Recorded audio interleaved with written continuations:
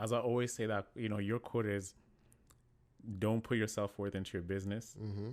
My thing that I've always coined over this podcast is the journey and the destination are one.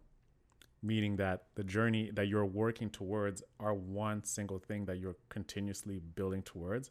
And each item that comes in you actually is part of the process that's going to get you towards that you actually desired. And it's like your unique journeys are your unique journey. My unique journey is your unique journey.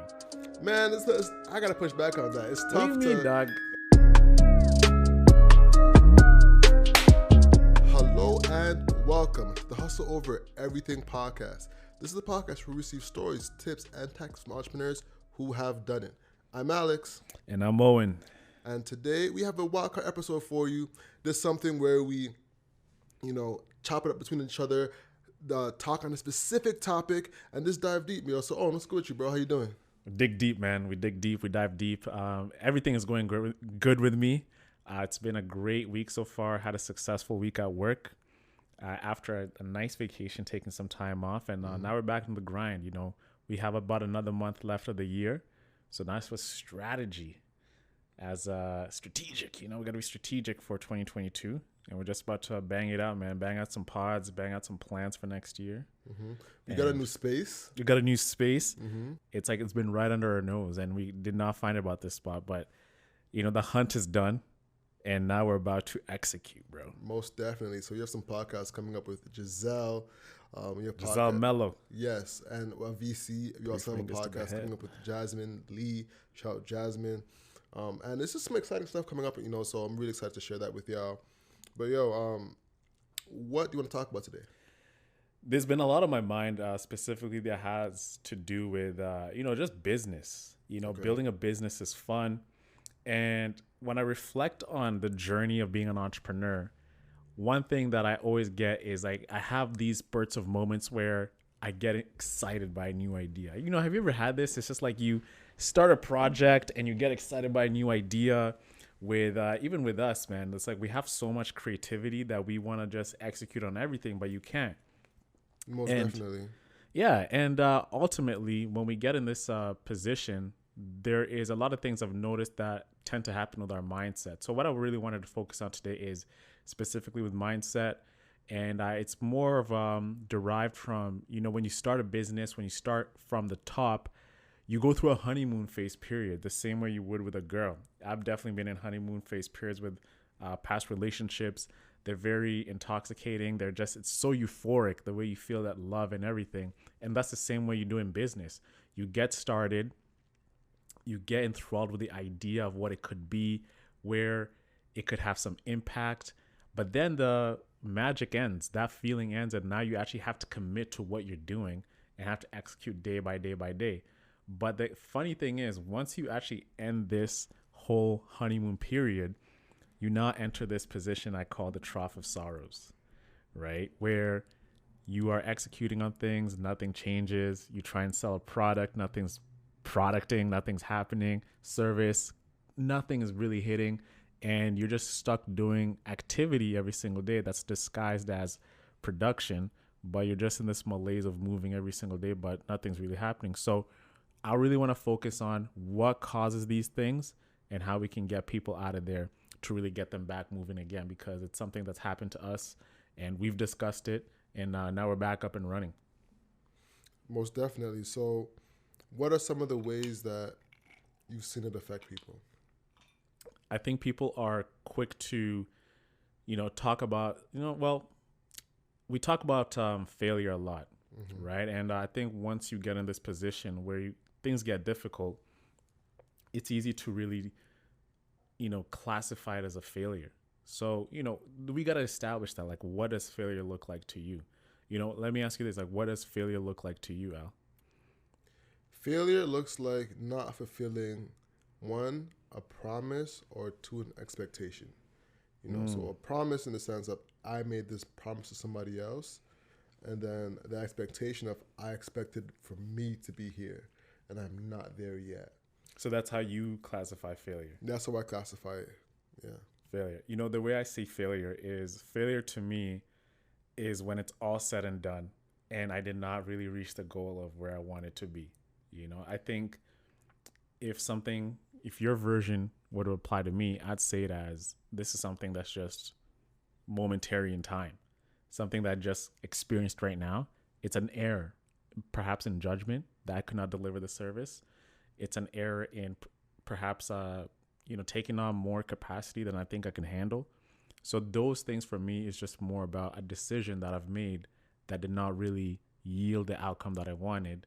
But I don't really see it as a failure in business, because I think if we were to, with all due respect to how you define it, right? But if we're to define it the way like that, then it's easy to feel like a failure every day, right? Because expectations change, you grow out of expectations, and you grow as a business.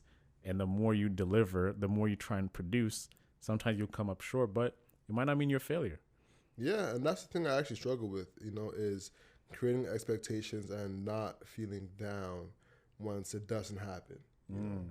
And that's something I try to control. Like when we get guests that are come on the podcast and you're like, yo, about to get this guest. Yeah. What's my usual reaction? Once they come on? No, before they come on. Well, we feel like we hit the lotto. Mm-hmm. Right? We feel like we hit the lotto on, we got a great guest. We feel like we are going to get a change maker on the podcast that's going to bring a new audience. It's going to bring a new listener in because we're bringing in their audience. So we're feeling we're close to making it as podcasters. Yeah.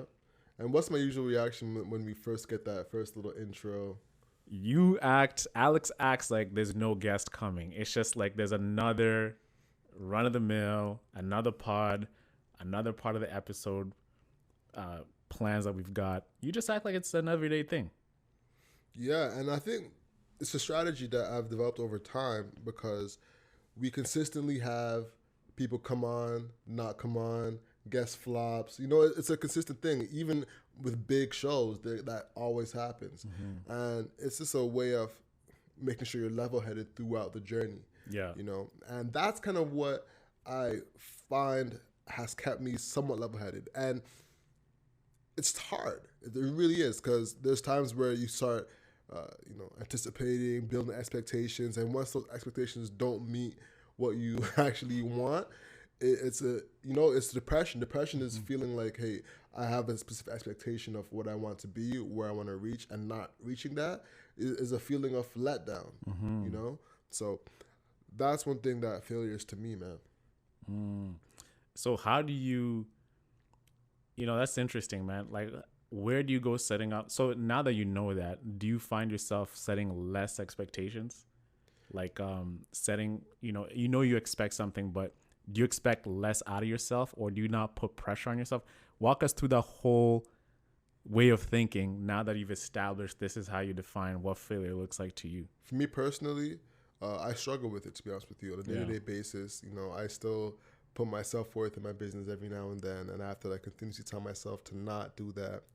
But I continuously, move towards things, and if it doesn't happen, I have to just stay steadfast that I'm still working towards the goal.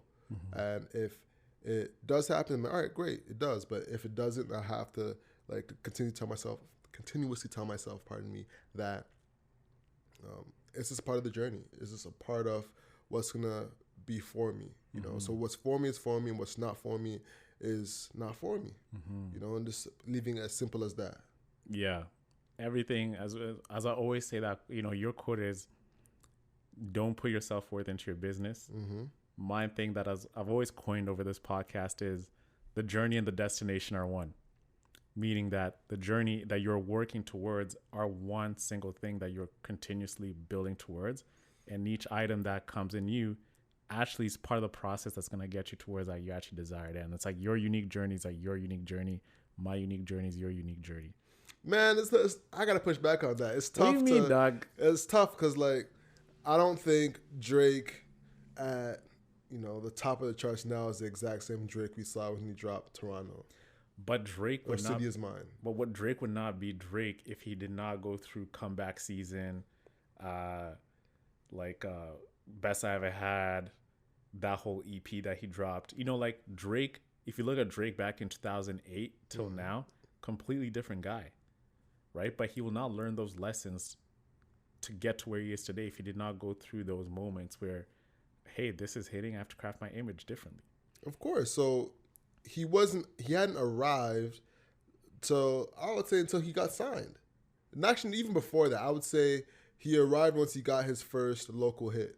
You know, I would say that's when someone's arrived. Do you think it's best ever had?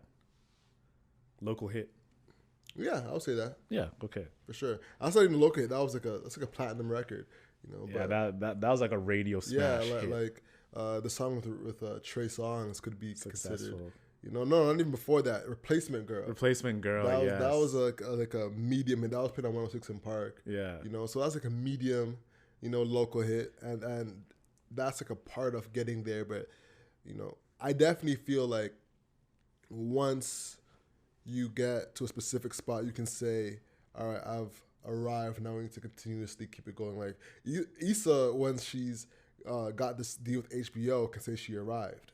And she has to maintain. I don't think she was thinking I've arrived once she was creating the not insecure, awkward black girl series. Definitely not. So your thing with what I'm saying, the journey and the destination are one. You don't think they're not together? No, I don't. I think you continuously move, and through the steps that you take, you get to a space where you can say, I'm a lot farther than once where I started, you know, and I may not have arrived yet, but I'm almost there. I'm there now, and to go farther and farther and farther.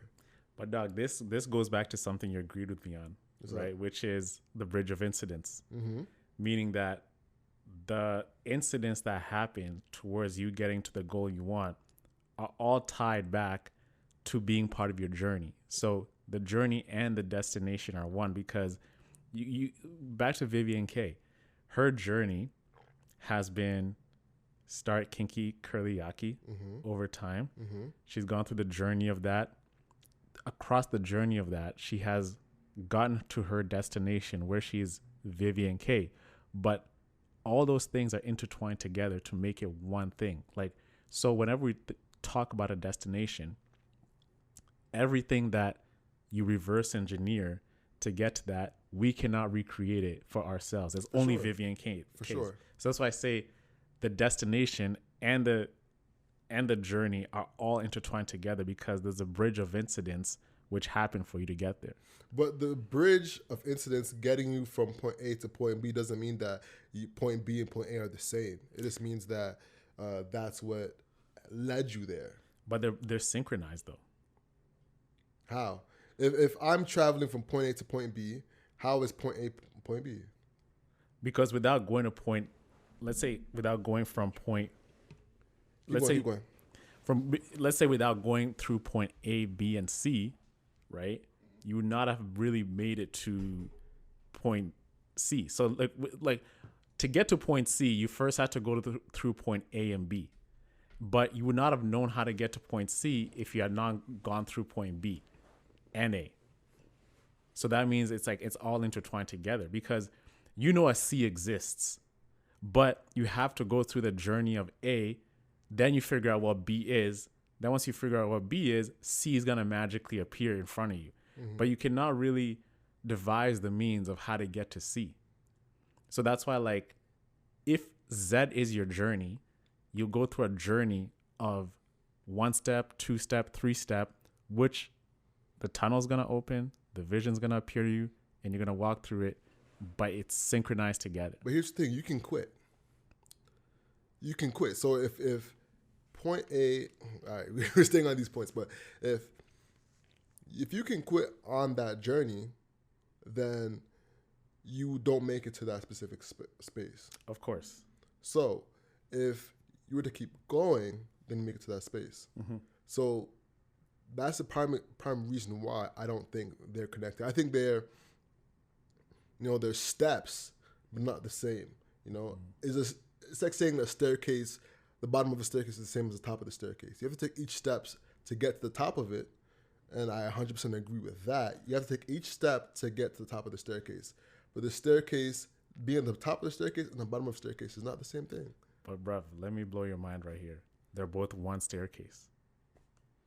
Yes, but you have to start at one step to get to the bottom, to the top of it. But that's why I say they're connected. Like They're connected, definitely. That's where we agree. Okay. They're definitely connected, but they're not the same. They're two different points, they're two different placements.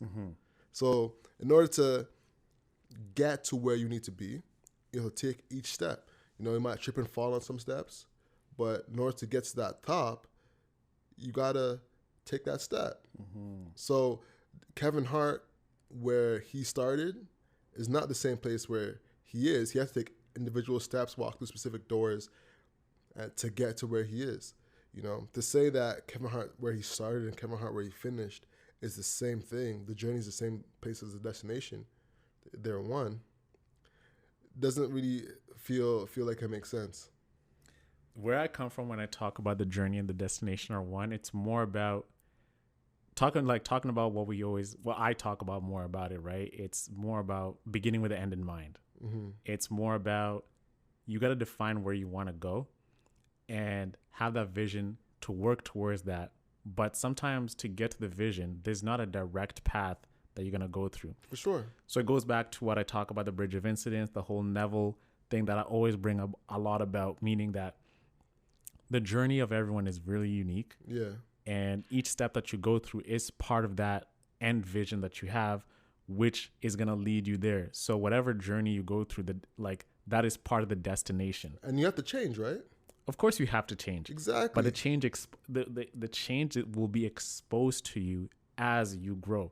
For example, you and I, we started this pod together last March. There's been a lot of things that have happened across the whole year. And some things we knew that was going to happen. We wanted to happen, but we didn't know how it's going to happen. One thing led to another, which led us to perhaps a certain individual to podcast with, a certain place to podcast. Certain individuals popped up, certain spaces that we've desired appear in front of us, but we could not have devised those things to happen. So it's all about intertwined together. It's more about like energy. You can call it energy. You can call it the law of attraction. I 100% agree. You get what I'm saying? So that's why I say the journey and the destination are one. That's where I'm coming from. You're coming more from like the pragmatic way of thinking it. Destination, journey, they're definitely not connected. Yeah. Because Alex at 14 is not Alex at 28. You get me? But there's things that have happened in the bridges between those separate years that have made you who you are. But you are not here by accident. You're Alex Whitfield because you've made Alex Whitfield into Alex Whitfield. But each little micro step exposes the next version of Alex Whitfield. For sure. So that's why I say that the journey and the destination are one. All right, so I want to know what y'all think. Do you guys think that the journey and the destination are one, or do you believe that it needs to take steps to get to each? Well, you both agree on that statement. Yeah. But do you agree that there are two different spaces that you exist in? I'd love to get your thoughts. You can DM us at 24/7 Hustler or tweet us at 24/7 Hustlers to let us know. Speaking of which, shout out to Candicia. Candicia was tweeting us about Rooks' podcast. So I appreciate you reaching out, Candicia. And if anyone has any comments, make sure you DM us, tweet us, and we'll feature you in the podcast. Absolutely. Shout out to Candicia John, Curly Gang. If you have curly hair, check out Curly Gang. Yes, Curly. Let me be specific. I did the same thing. I called it Curly Gang, but it's Curly Prince. Curly Prince. That's the sweater, the hoodie. Curly Gang is the crew. Curly Gang is the crew, and Curly Gang is the meetups. Oh God. Curly Gang, Toronto Curly Girl meetups. You know what I'm saying? So shout out to her, and let's get back into it, bro. So talk to us more. So back into it, which goes back into it. A lot of people who are in business start feeling this moment of confusion because there's a lack of vision. So what causes a lack of vision? In my opinion, I think when you are doing something and you experience this feeling, you might be doing something because you caught on a trend. You might be doing something because you're just doing it to make a quick buck. And personally reflecting on that, I've gone through some periods where I've started projects because I was desperate for money. I wanted to make a quick flip. I wanted to catch on a trend, which was hot. It was people are balling. I'm seeing all these Shopify gurus get on like this, trend of selling certain products online, and I get on it. And I'm trying to build a business out of it, but then nothing is really coming into fruition because I lack an end vision. So that is one thing I think a lot of people who are building a business, who are feeling this shift in, they're feeling this energy of, yeah, I'm not really succeeding, I'm not really winning. It's because of a lack of vision. A lot of people go into things because there's no vision in what they're seeing. They're not really seeing what could come out of it. They just want to say, hey, let me start this store, let me start this product, and let me go. And that's how you experience failure in the beginning, because there's not a defined process. There's not a defined end goal of where you want to go. So that's part one of why the mindset part of it is so important, because you don't have a vision. So where do you feel like people can actually start defining their vision? Like, how do you think, like, what do you think people can do to really define a vision for any product that they have? I also want to get in on this as well too, but I want to hear from you, like, vision, especially when starting in business. It could be anything. Do you think people should just start a product just because I want to make a quick flip?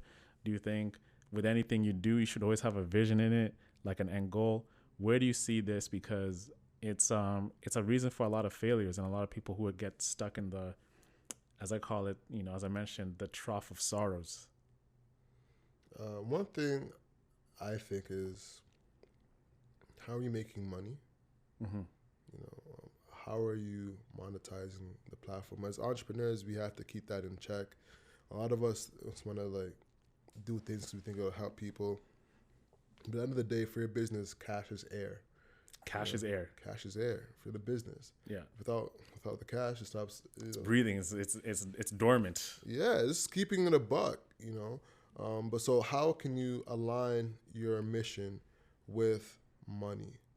So you can be a conscious capitalist, like Charlemagne says. Shout out to Charlemagne, and continue to grow a business. Just to be keeping it real and very honest. Whether it be serving more people and through volume, through more referrals, whether you do something for free so you get more referrals and so there'll be a longer LTV. Speaking of which, did you see what Dwight has started to do? Subscriptions. Shout out to Dwight and his subscriptions, man. Dwight, if you're listening, we got to get you on the podcast. Miami Fades. Shout out to Miami Fades. Most definitely. So having a vision for the different revenue streams for the business and how that serves people in its own unique way. For instance, Monique Adlet was on Undercover Billionaire, and she had a juice company. And a lot of people think that when it comes to juice companies, all right, I make juice, I sell juice to you. So I go either door to door, person to person to store, and sell juice. Well, she thought of a different strategy, which was using ice cream trucks to reinvent the modality of ice cream trucks to give juices locally to people. So she would wait outside of gyms, people where a lot of healthy people are going, and give them juice there.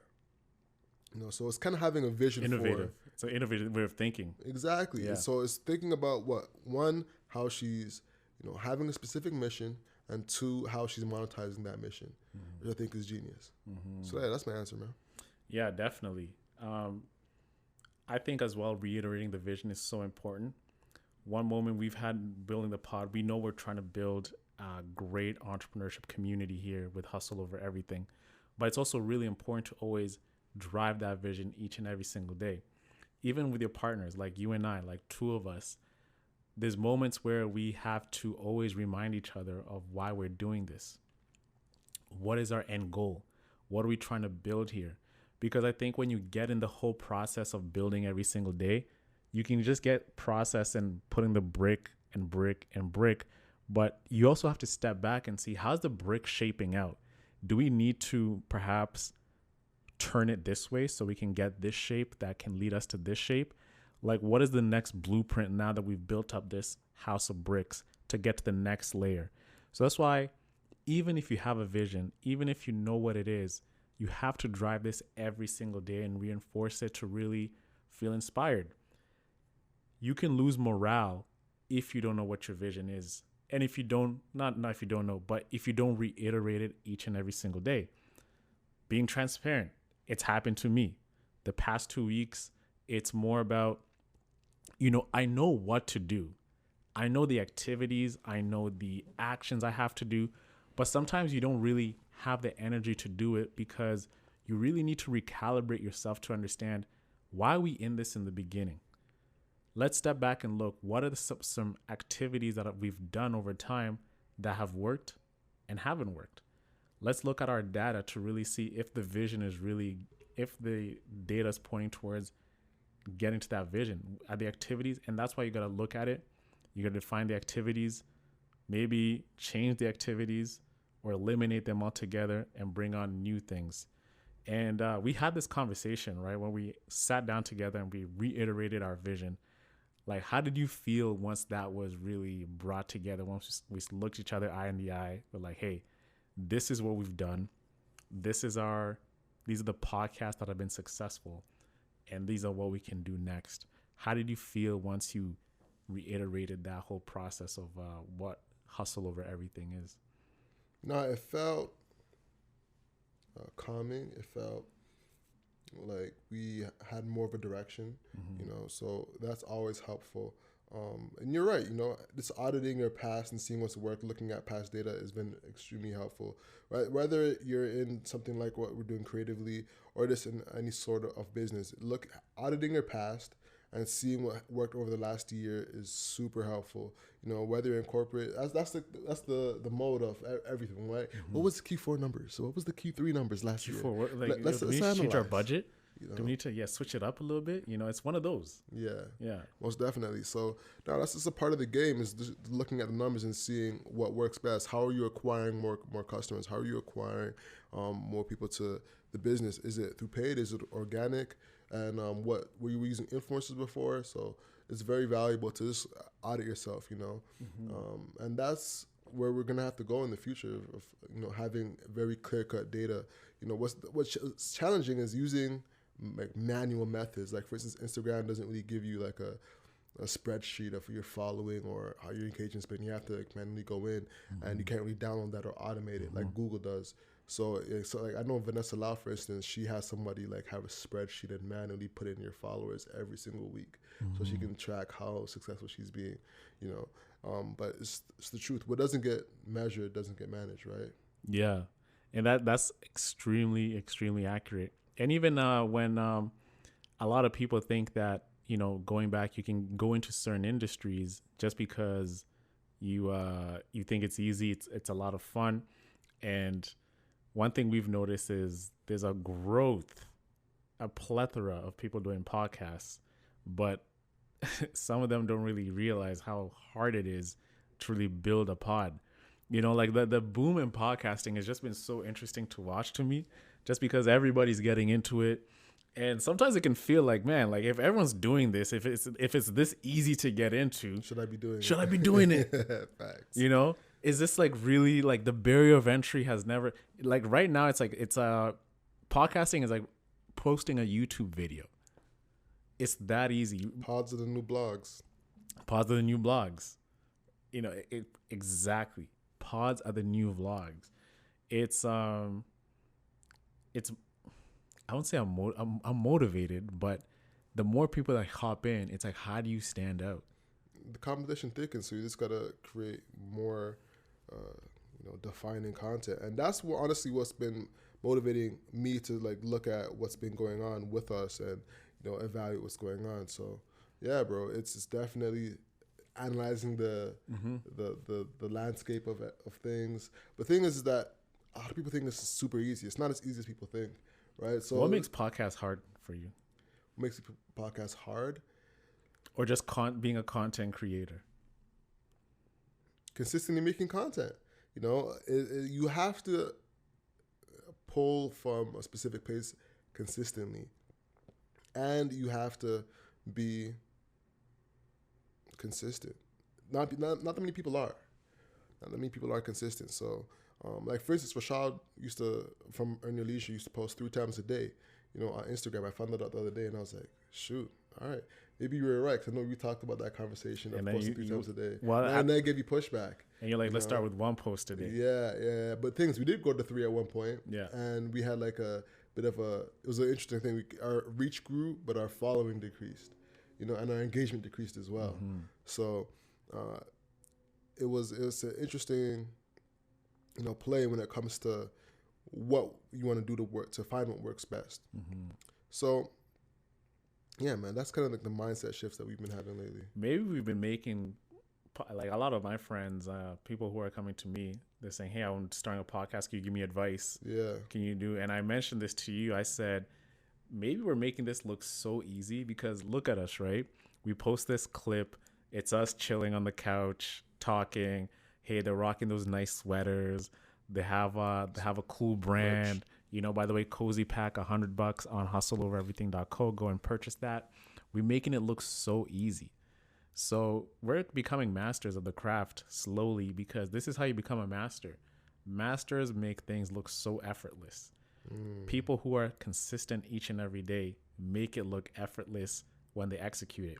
That's why when Kyrie does a nice dribble or Steph Curry shoots a three, they look so light and easy doing it that makes you want to go do it. So, but within that, within starting out, whatever you're doing, I always say you need strategy. And a lot of things that come with a lot of fields that you can actually get into so easy is you need to have strategy. So how do you become the best business content creator? How do you build the best clothing brand out there?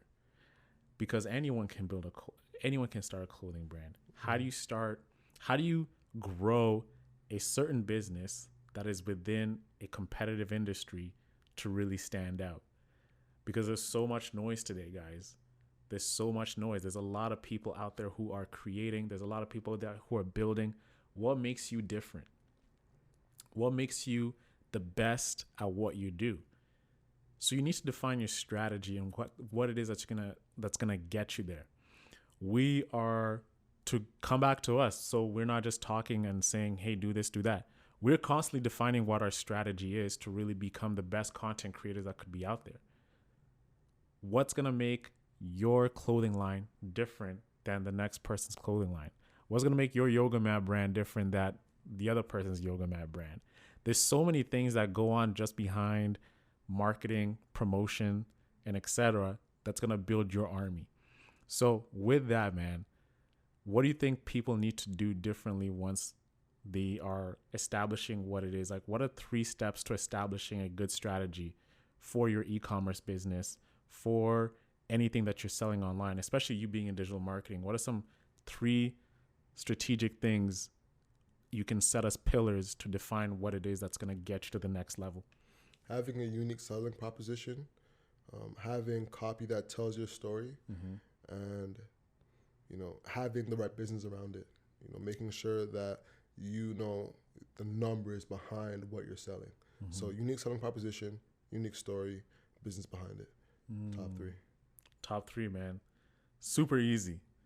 It's so simple, but it's so hard to execute. It's hard to execute. It's very hard to execute. I'm doing that with some of my clients now, and like the third thing, getting the business right, can be tougher because let's say you're moving into the States. Do you have your shipping right? Do you have your logistics right?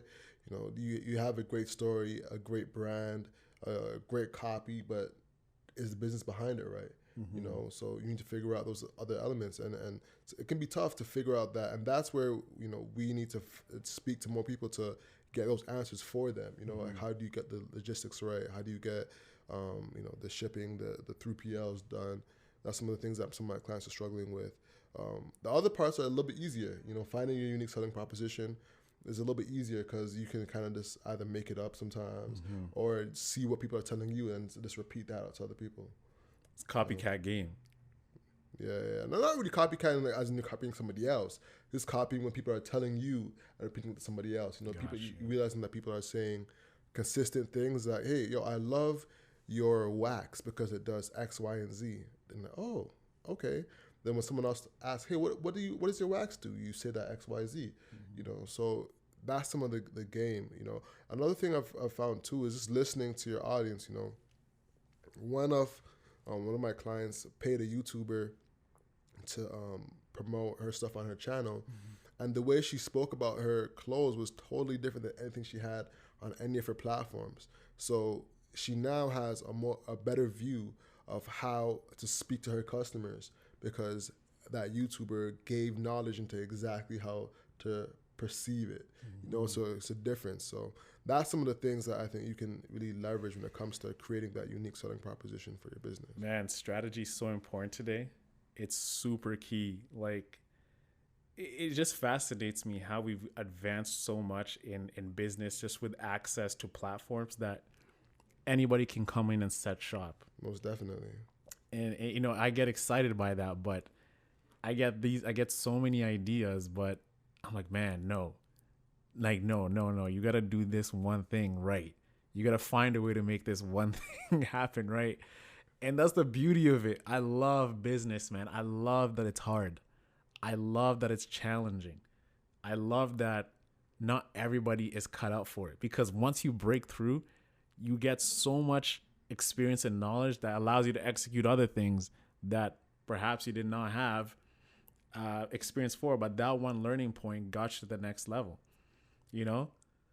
I just love the game, man. I love that hustle. I love the hustle. The hustle. I love the game. The game. It's exciting, man. So we've established, what the vision is, why people feel this moment in time where their business is struggling.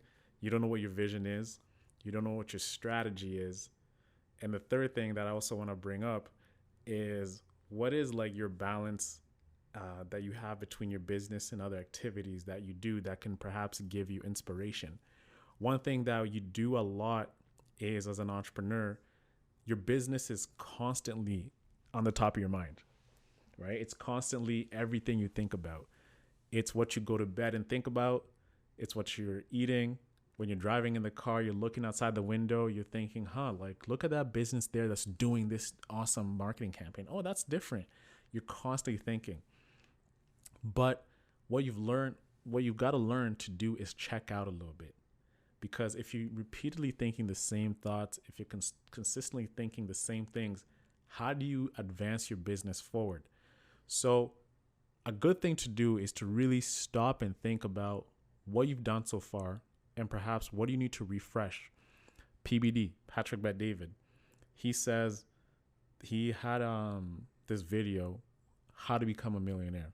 And he talked about like that, from average CEOs to great CEOs, how many books on average they read a year. How often are you getting exposed to new knowledge that's going to allow you to get yourself to the next level? So a lot of things that you can do in your business is expose yourself to new things. Are you reading new books? Are you reading the same things? Maybe it's reading and consuming stuff that it's not even in your field. For example, as a digital marketer, maybe read a book on finance and you can maybe think about something differently in your business that can alter the way you approach it, because you read this finance book and you saw how this accountant or financier set up their whole consultancy that can change the way you look at your business, So that is one thing that a lot of entrepreneurs, including myself, is you have to remind yourself to expose yourself as much as you can to new things. Simple things you can do is work in a different environment, work in a different setting. If you work at home, work in a different building, go to a WeWork, expose yourself to new people out there and see how that really rekindles your energy, rekindles your spirit. All you need is one idea that can ultimately change your business. In business, bro, you only have to be right once, right? You can go through so many failures. You can go through so many things. You can go through so many different iterations, but you only have to be right once. You are someone who constantly learns a lot.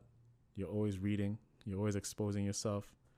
What are some things that you do to consume knowledge that perhaps you don't have to, hey, I have to go consume knowledge, but it's part of your workflow?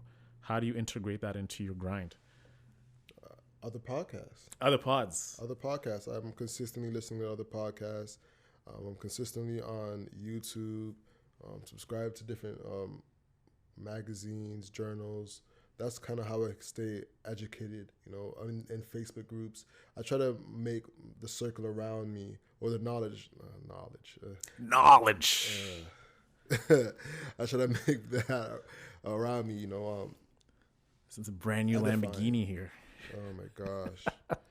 Yo, I honestly, I'm so ungrateful for Ty Lopez, man. You're ungrateful? Ungrateful. Like I'm super ashamed. I mean, he makes me ashamed to be a social media marketer, bro. Because like when his whole business is making like the quick agency, and there's like a whole guys behind agency owners where like a lot of them just start up an agency off of scratch, don't know how to do anything, then go try and hire somebody to do it, then they don't know what they're doing, so they hire VA. training, hire VA. Then they go to the client and make a promise. They can't deliver the client fails. Go to another client fails, and this is in a circle of like getting new clients, failing, and having them churn. Getting new clients, failing, having them churn. So like that stench gets rubbed off on me. You know what I'm saying? So it's a stench when you tell people you're an entrepreneur. Because for sure, because there's a lot of startup bros and everything that all the Patagonia vests. Yeah, exactly. Patagonia vest. Go to Mech and get a vest when you say you work in tech. That's the first thing. The tech startup kit. Yeah, it's a Patagonia vest, a couple moccasins, right? A dress shirt. I really dislike that because it's like the suit mixed. Like it's like the suit is no longer relevant. Altered. It's altered, exactly. So like if I was to show up in a corporate meeting wearing a t-shirt and a do-rag, I would be underdressed. But the whole notion of that Patagonia thing is to have a casual outfit. All these successful tech bros made it like as if that's the way to become successful. Like Mark Zuckerberg, he used the Patagonia vest. Well, Patagonia was he was way ahead of Patagonia. He was before that. Patagonia popped off back in like 2015. Yeah. Especially when Silicon Valley, like the show came out. Exactly. But Mark was just the one to show up in a meeting with like a sleeping robe. Yeah. Right? To get like, hey, give me $3 million. And everybody thought that's the way to become successful. He was the thought leader of that? He was, the thing is, he was so successful. No, his product was successful. Look at my hands, guys. This is the way Trump speaks, He was so... You're a trumpet? No. I just caught myself doing this, and like Trump is doing this a lot. But yeah, he was successful at what he does, that he thinks that I don't care what you do. I don't care what you think of me. My product is so goddamn good and it's growing rapidly that I will just talk to you the way I want to talk to you. I'm not going to switch up my speech. Yeah. And he messed it up for a lot of startups, bro. How so? Because he grew so quick that he like kind of set the standard of what other businesses should try to follow. What's a growth look like? Exactly. So now other companies, the amount of startup capital that's just being thrown into Google and Facebook is insane, So the companies now, they get startup money and they're like, all right, you need to grow. So they're like, all right, how can I grow fast? Google, Facebook, Amazon. Throw the money in that. Try to get users. The users might churn, but they can say, hey, we have users coming in. And then they get more users to increase the valuation. The valuation goes up. The VCs can say, hey, look, we have a company that does da-da-da-da-da. And then they're like, all right, get more money because money is running out. Get more money, dump a whole bunch again. Exactly. And then just keep going. It's vanity metrics, man. It's like vanity metrics, but not vanity metrics at the same time. It's like It's you earned it. You earned the metrics, but like, is it truly reflective of your business? Yeah. So it's like, it's funny because people are making fun of Aussie media, but that's what a lot of companies do. That's how they acquire their customers, is through paying for it. But the thing is that they wish for staying with him, where some of them will get them to stay for a longer period of time. So it's a, It's something you got to balance out. But like, we got to give it to Zucks, man. He kind of created a new way of doing business. He started a new way of defining success and what you need to have as a successful tech bro. Yeah, man. If I ever call myself a tech bro, I want you just to slap me, bro. Just be like, if you ever backhand or open hand, what you want?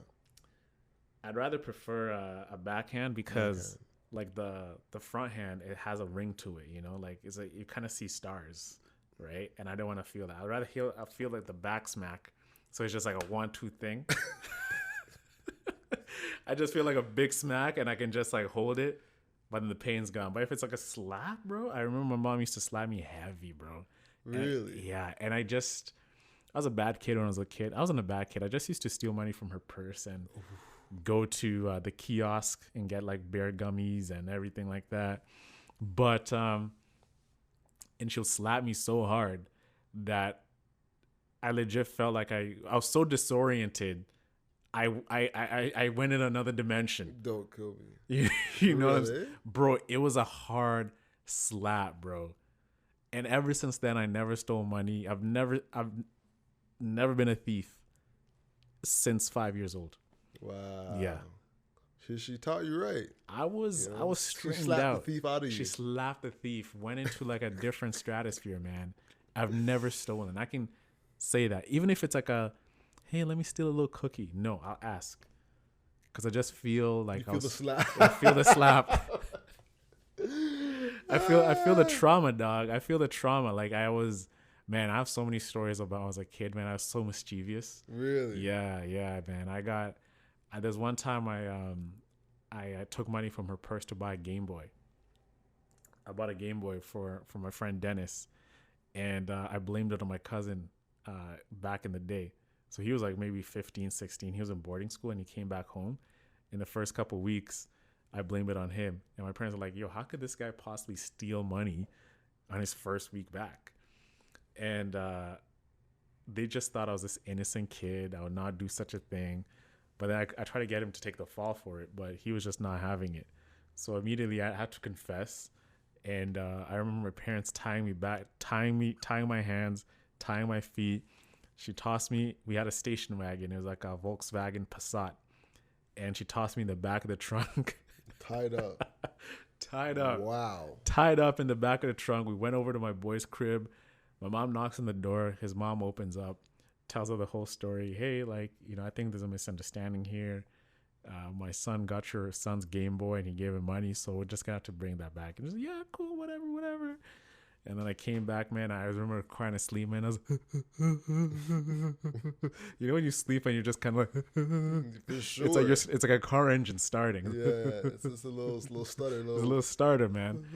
So good times, man. Good times. I mean, I definitely deserved that beating for sure. But yeah, where were we? We were talking about.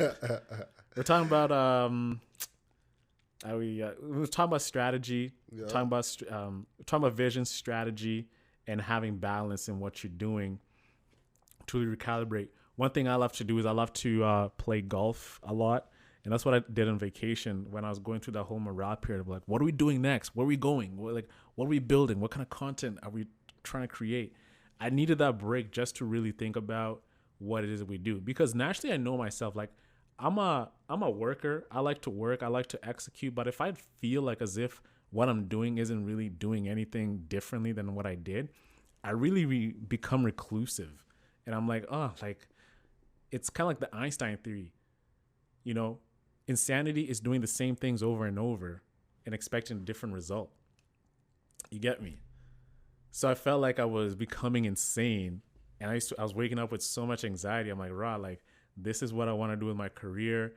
Eventually, I want to leave my job to build this business and everything like that. But I'm not really seeing the results. So you become reclusive and you become more introspective as you search for answers, which goes back. You got to think about the vision. You got to figure out strategy. You got to have some more balance. And that's about execution, which we're at right now. So once you do this loop over again, this 3-point loop, vision, strategy, and balance, and to really create new space in your mind to get new ideas, you're really going to see the skies open up.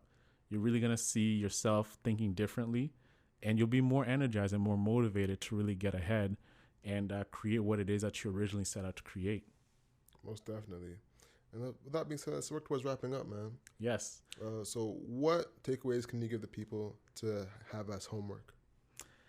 What you can have as homework, some takeaways, is to sit down, whatever business you're in, no matter what level of success you're at, go back and write down the vision of your business, and under the vision, write why you're doing it in the beginning. What you want to do is you really want to rekindle that spirit, that energy of the first time you got into the honeymoon phase of starting your business. Look at the activities that you're doing, see what's working, write down, okay, hey, this is working, this is not working. Take the things that are not working and ask yourself why they did not work. if they did not work because of a certain activity that was not executed to the best of its ability, keep that and revise it for later.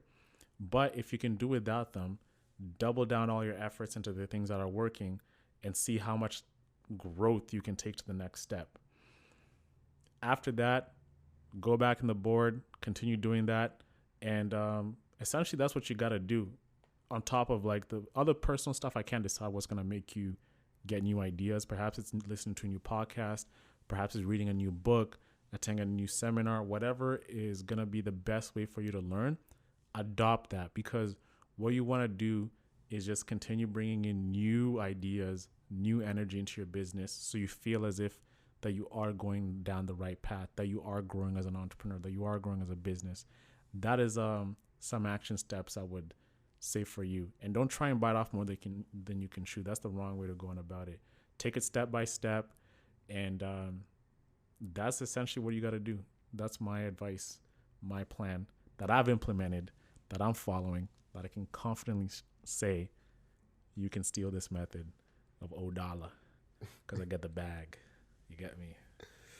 All right. And with that being said, ladies and gentlemen, that wraps up today's podcast.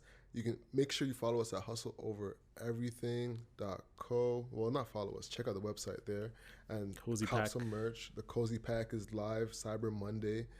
You can go and get 30% off our Cozy Pack right now. And you can follow us on Instagram at 247hustler. You can follow us on Twitter at 247hustlers.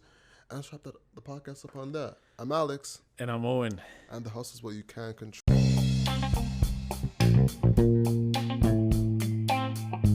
Thank you so much for listening.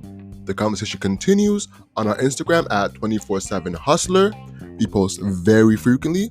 And be sure to check out our merch at hustleovereverything.co. We have some amazing sweaters, hats, mugs, and a lot more. Lastly, our Proud to Pay program is linked in the description below. Thank you so much for your support. Talk to you next Monday. Peace.